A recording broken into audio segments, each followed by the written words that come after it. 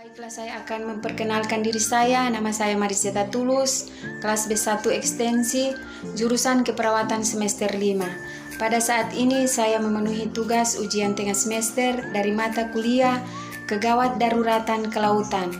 Dosen NS Ariska Escape MCAP. Materi penyuluhan yaitu penyelamatan pada orang yang tenggelam. Tenggelam adalah proses gangguan sistem pernapasan akibat seseorang terendam dalam air. Kondisi ini dapat mengakibatkan kematian, terutama pada bayi dan anak-anak. Banyak kasus yang terjadi di mana keselamatan si penolong terancam karena keterbatasan pengetahuan yang dimiliki. Tidak jarang si penolong harus kehilangan nyawa karena nekat melakukan tindakan penyelamatan hanya dengan modal kemampuan renang. Penyebab orang tenggelam yaitu 1. Tidak bisa berenang, 2. Kram atau kejang otot, 3. Panik, 4. Faktor kesehatan, 5. Bunuh diri.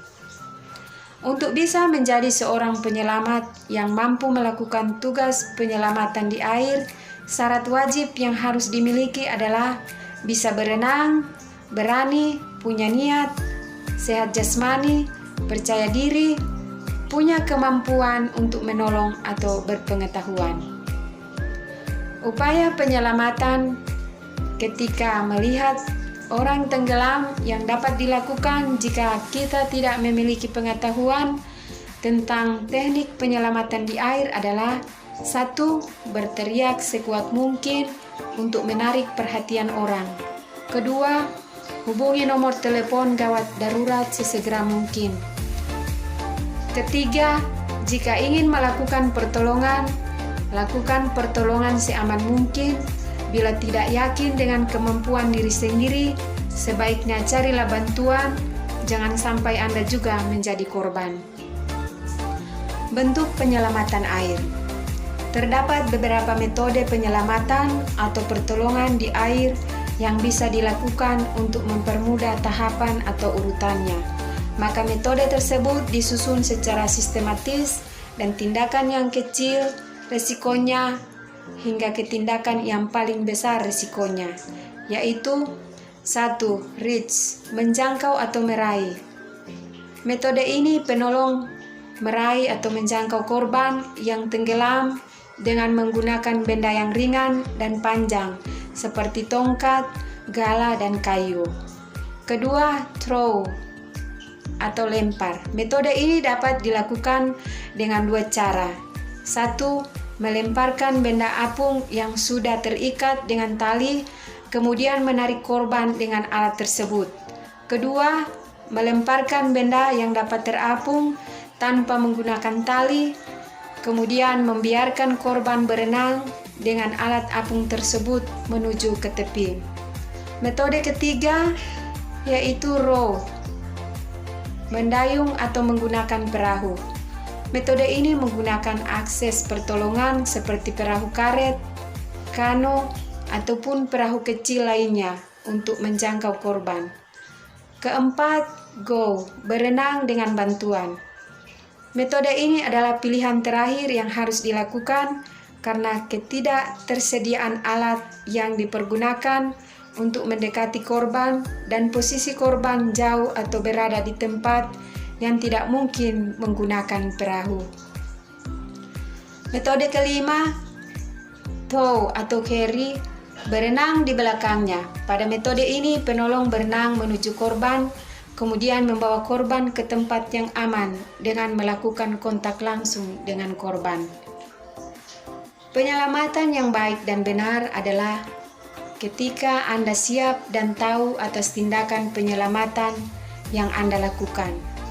Edukasi perlu dilakukan untuk mencegah kasus tenggelam, terutama pada anak-anak. Strategi pencegahan merupakan hal yang sangat penting.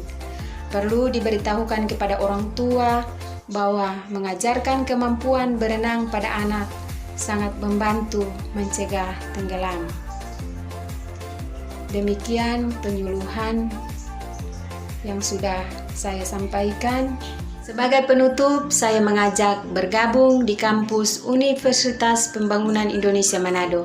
Halo adik-adik yang mempersiapkan diri untuk lulus dari sekolah menengah atas dan kejuruan, mari bergabung dengan kami di Universitas Pembangunan Indonesia Manado.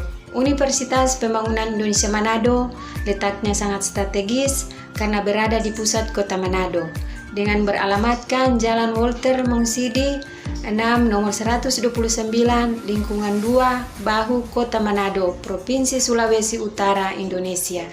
Universitas Pembangunan Indonesia Manado saat ini memiliki beberapa fakultas dan program studi. 1. Fakultas Pertanian terdiri dari program studi Agribisnis. 2. Fakultas Sosial dan Politik terdiri dari program studi Ilmu Politik.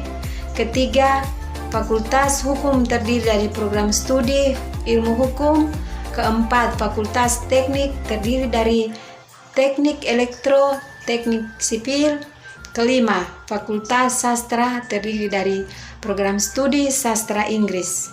Dan 6. Fakultas Keperawatan terdiri dari program studi keperawatan dengan gelar S1 keperawatan, kedua profesi nurse dengan gelar nurse. Di mana Universitas Pembangunan Indonesia Manado ini juga didukung oleh sumber daya manusia yang berkompeten dan terverifikasi, di mana tenaga kerja atau pendidikan di Universitas Pembangunan Indonesia Manado adalah lulusan S2 atau S3 di dalam negeri atau di luar negeri. Untuk itu, kita sebagai putra-putri bangsa yang ingin meraih cita-cita, segera mendaftar ke Universitas Pembangunan Indonesia Manado. Percayalah bahwa Universitas Pembangunan Indonesia Manado dapat menciptakan pemimpin di masa depan. Sampai jumpa, terima kasih.